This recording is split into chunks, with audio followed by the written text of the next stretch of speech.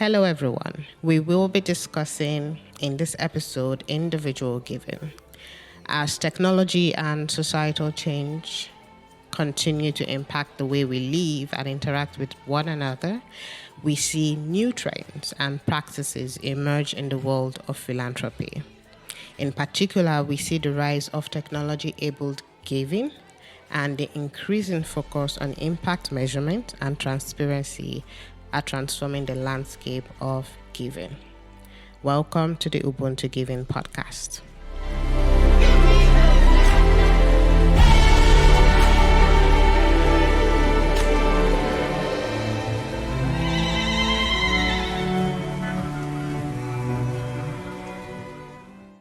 Welcome to Ubuntu Giving Podcast, everyone, by GivingTuesday Africa Hub, and I'm your host, Bidemi Adedire. This is a podcast where we tell stories of generosity in Africa, and we feature different guests who will share their experiences and insights on different themes related to giving.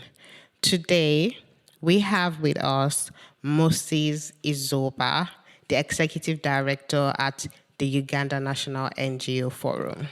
This forum is an independent and inclusive national platform for NGOs in Uganda that was launched in 1997 to create a space for NGOs to reflect, strategize, and take action on matters of mutual interest. Welcome, Moses. How are you doing today? And thank you, Bid. It's my singular pleasure to be on this podcast and to be able to share my own experience of individual giving. So I definitely wouldn't thank you enough. Thank you so much for that. Before we go further, we have a generosity exercise that we do. This is our culture. We encourage everyone to share their stories of generosity. So if you could just answer one question, right? What act of generosity have you received that you've never forgotten? I think for me, the act of generosity that I received that way back when I was in senior 3, my only relative that had come to join in the capital after studying my primary school in the countryside. I came to Kampala, which is our capital city here, to join my brother. He was shot dead, and essentially that meant that I had to stop school.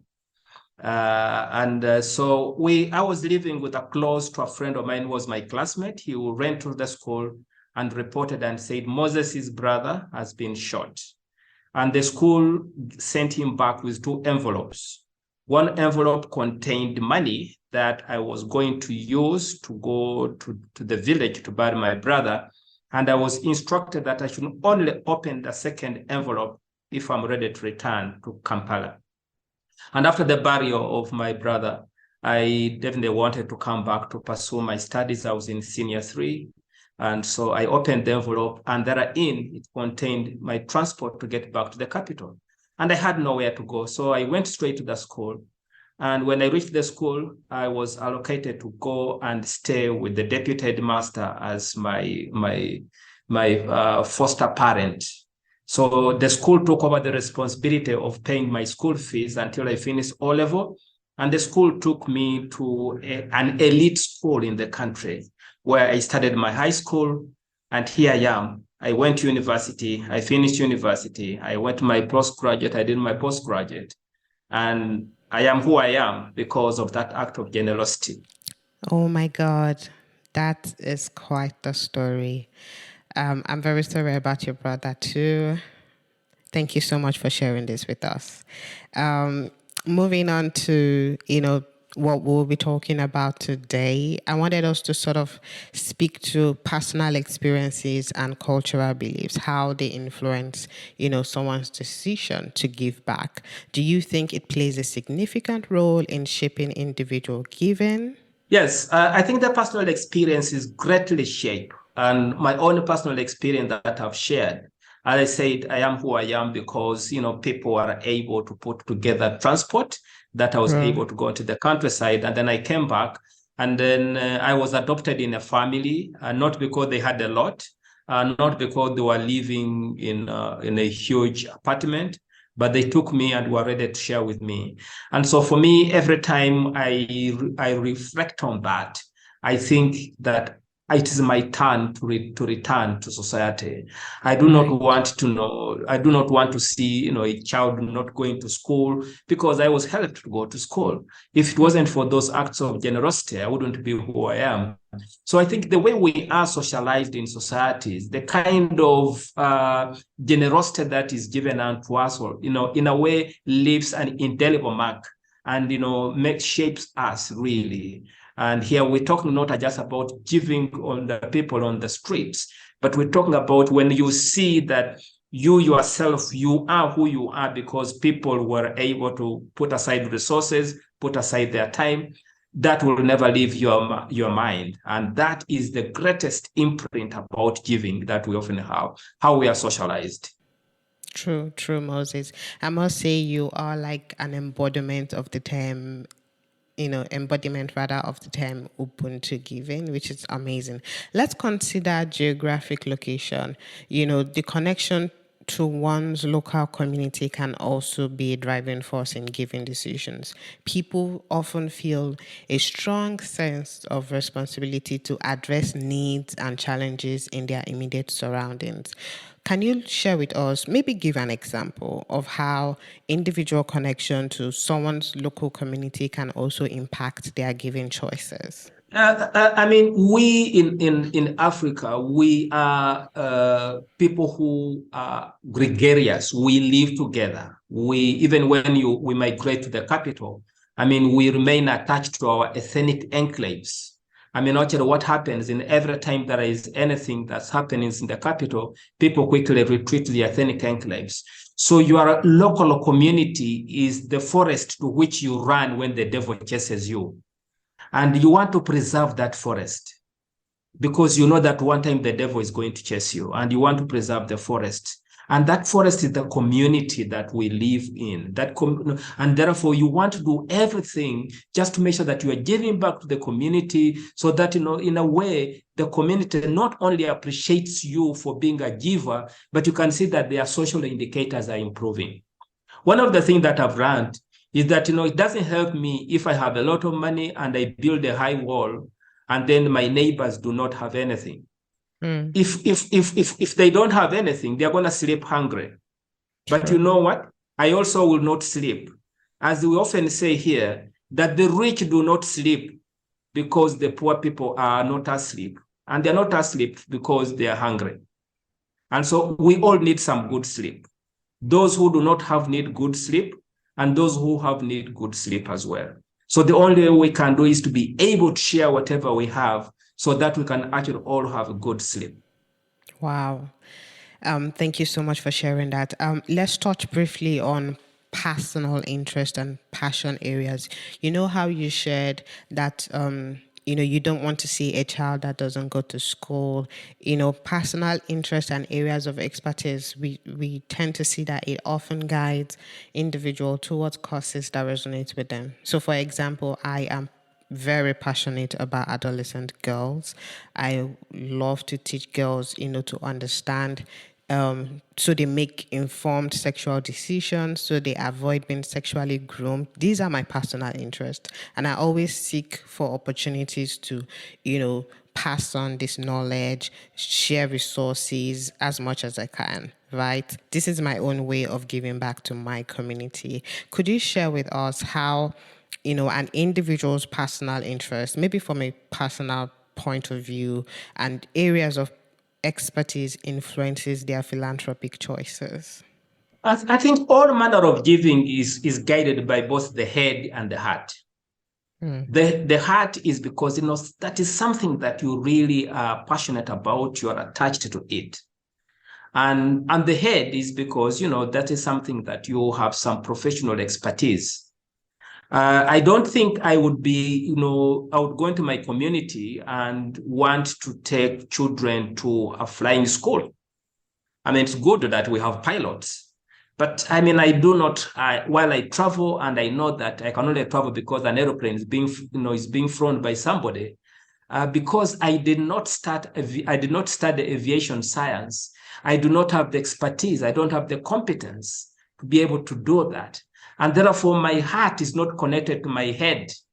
my passion, my interest is not connected. So oftentimes what happens is that there is a connection between your head, the head here being the symbolic representation of your competence, your expertise, your education, and then the heart being about what is that you have passion about. And for me, for instance, I was brought up as a rural boy in the countryside, raised up by my parents who both didn't go to school, and then here I am with more degrees than the thermometer, or competing with the thermometer for degrees. And then I am educated, and because I'm educated, I know that education is the opportunity equalizer. And so what I wish for everybody is to have an education, because I know that with an education, you'd be able to do anything. It's an opportunity equalizer. You'll be able to dream. And I know that, everybody, whether you are poor, your head is your palace. You can do the thinking. In our country, thinking is not yet criminalized. And so everybody should think and dream big. And I know that that is only possible if you have an education. So I see a personal connection between my head and my heart.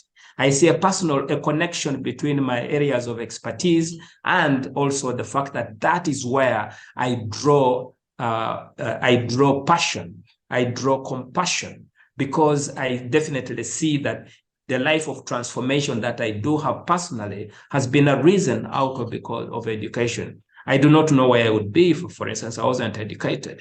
And so, I care about people who are sick. I do not want anybody to be sick. I care about people who are hungry. I do not want to see anybody who are hungry. But I think that education is the game changer. If you're educated, the chances are that you might be able to put food on your table. If you're educated, the chances are that you might be able to take care of your health conditions. And so because of that, I want to be able to look at education, supporting the cause for education as the game changer. Wow, I can see very clearly that you are on fire for, education, which leads me to what I want to talk about. And shout out to Dorothy Adebanjo of Africans Rising for making this episode, a reality.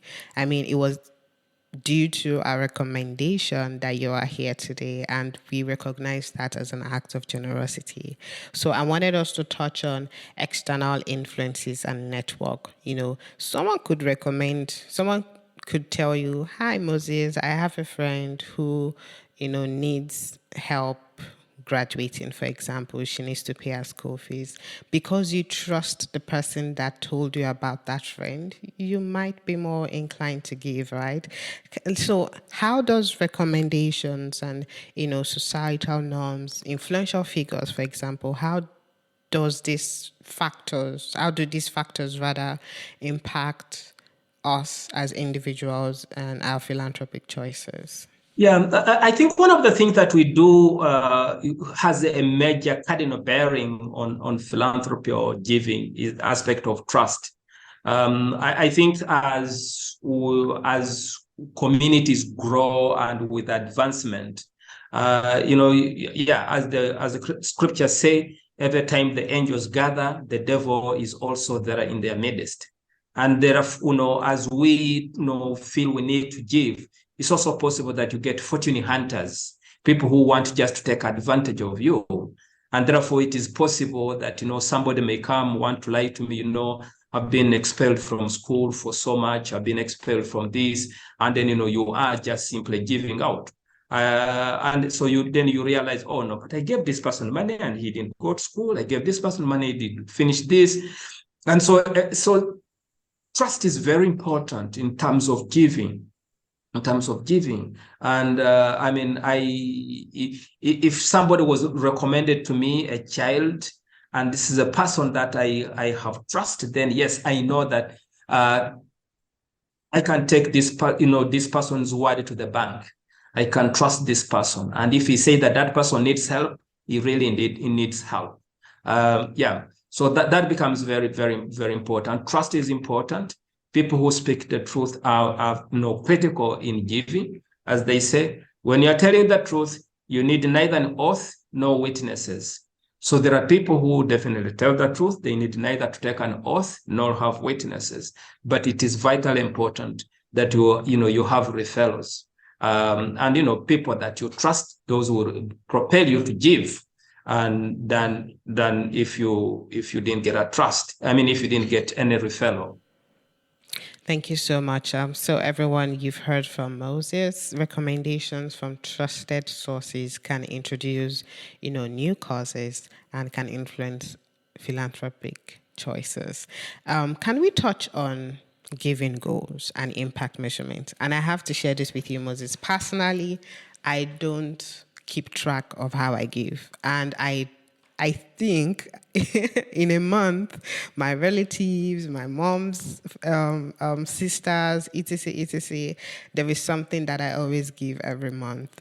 Do you think, it's high time we begin to keep track of how we give? How can we ignite a desire to measure individual impact and specific giving goals? I think it's about growing in giving. Somebody who I trust very well once said that if you can count the money you have, then you are poor. And so if you're simply, keeping track of how much you gave to your relatives last month, then you haven't yet bought into the concept of giving. I think, somebody who is a giver, both by the head and heart, is not there, keeping in a small notebook. I gave that one 20 naira. I gave that one 100 naira. At the end of the month, I've spent 2,000 naira. If you are still at that level, yes, you are a giver, but you are still at the low end. You need to give more. You need to give more. So I don't necessarily keep track of my giving as such. I mean, there are people that, in terms of, relatives where I've got an obligation that I've got to make a monthly remittance. Of course, that is known that, so and so you get this amount of money every month. But then there are just so many people that I give, and I don't have to keep a record of that. In actual sense, it's always good to carve money in your wallet, because you never know who you're going to meet, and you have to give money to that person. So if you are looking at money, because of giving is not only in terms of money, it's also in a number of other things. It could be time, it could be what. But if you are giving money, yeah, it's good to keep to always keep money in your wallet. And every time I give, I actually tend to get more when I give. So indeed, as the scripture is true, that giving gives joy than receiving. And every time that I do give, I get more as such, and therefore I can actually be able to give, because I consider myself in a privileged position, and so I able to share. I know that there are other people who would be perhaps able to do what I do, but for some reason they are not just able to, and they have to appreciate that. And so I do not keep a catalog of what I keep. But that said, I think the other point that you are talking about is the impact of giving. I think when we do give money, and like when I give money, when I give time, I want to see that the people or the community is able to move from point A to point B. If I contribute to sink up a borehole so that the people neighboring my farm have clean water, I would like them to see, less and less people going to the nearby health center reporting diarrheal diseases and other like infections because of that. So sometimes, their impact, which might be short term. This child is out of school. He needs a mathematical set, and I've given that mathematical set. In the next 2 minutes, I want to see you back in class. Which is short term. Of course, the long term is that then your grades are improving and you're able to go to another school, you're able to graduate and finish. So there can be both the short term, medium term, and long term impact of our giving. I mean, the likes of Dangote, who are the high net worth individuals who are giving huge amounts of resources, and maybe their giving is in terms of infrastructure building. I mean, yeah, they look and say, let's build this road, let's build this airport, let's build this university, and we will see the result of the giving in the years to come because of the infrastructure that we put in. Yeah. Okay, thank you so much. But I have like a follow-up question. You mentioned how if you are keeping track of how you give, you're not really giving. So how can we in Africa, and African-owned organizations begin to document this act of giving? If you can agree with me that we don't have enough data that sort of captures how individuals give, how do we then collect information? Well, I mean, the information could be, if you want correct quantitative information, then you want to be able to say, look, so and so in that community, they gave so much and contributed to that. Of course, if you're really looking at money, as I said, as the giving, but also it could be also the fact that, qualitative, that I can take you to my community, and if you go to the nearby health center and look at the clinical book and ask them how many people come from that village. And they say, no, in that village, in the last 1 month, we only had 2 people. But before that, we were having like 20 people coming every day. I mean, you can correlate that back. They used to come because they didn't have maybe mosquito nets. Now, the fact that I gave them mosquito nets and they sleep on the mosquito net and they're not suffering from malaria, they don't go to the hospital. So again, you can start being able to look at the documentation using maybe the secondary sources of information. In this case, I'm looking at the giving in that community by going at the health center and being able to see.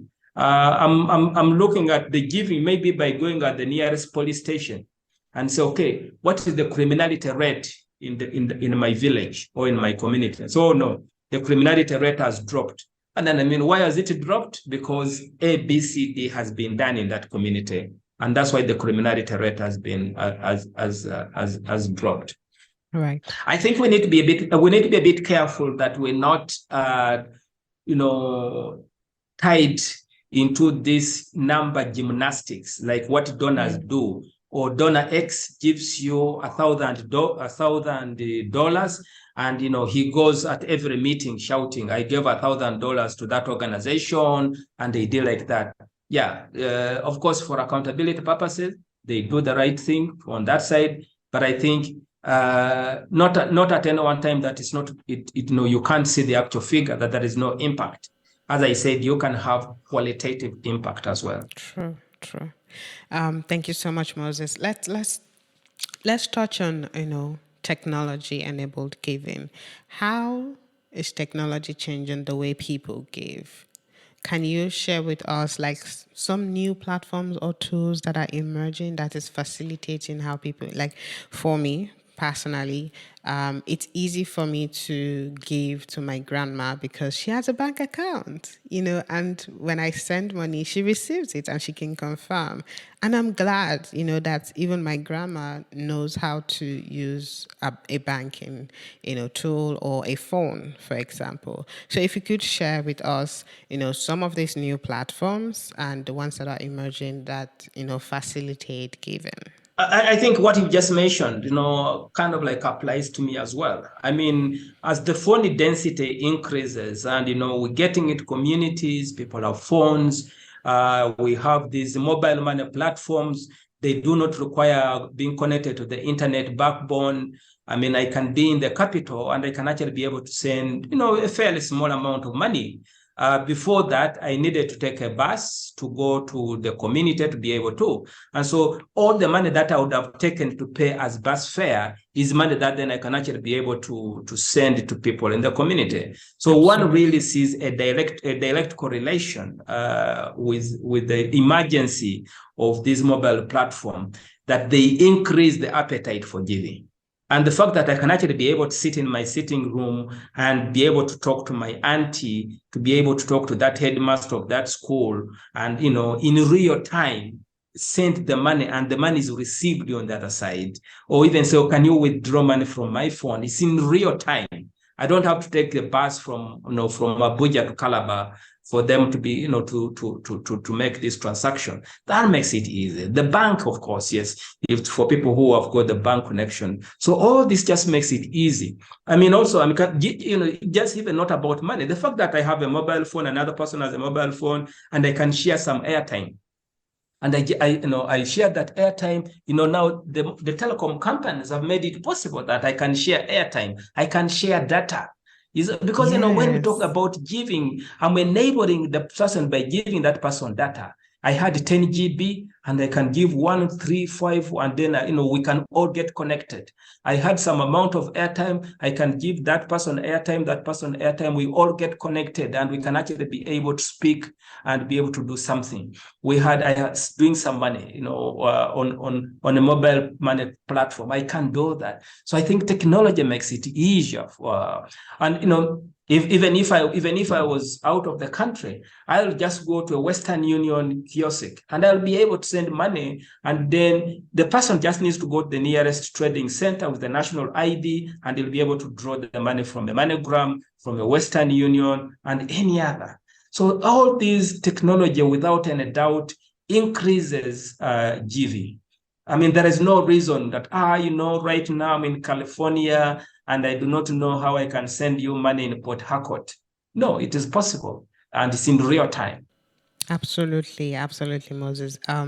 Thank you so much for spending, your time with us. This is my final question, and I wanted you to sort of, let's paint the future. What do you see in the next 5-10 years? How do you see the role of individual giving changing? I think increasingly donors are coming under assault. Development is being reimagined. And right now we are putting a high premium on community assets. The community assets being that they have some little money, they have skills, they have relationships and networks. And so the future is really going to be about development done using community money. So we're going to be seeing communities resourcing their own development and relying less and less on the USAIDs of this world, on the Danidas of this world. And, we're going to see, communities being able to identify, high net worth individuals in their community here to be able to support this and that. We're going to be able to see the spirit of giving reignited and triggered. The interest is going to be more and more, and people are going to be able to give. And so that's going to be, and maybe, who knows, many years to come, we're actually going to be collecting money and actually being able to support people in the North. Thank you, everyone, for listening. We hope you have gained a better understanding of, individual giving, the trends and emerging practices that are also shaping the future of how we give. We encourage you to continue to explore this topic and to think about how you can make a difference in the world through your giving. Thank you for joining us today, and we look forward to sharing more insights and ideas on philanthropy and social impact in future episodes.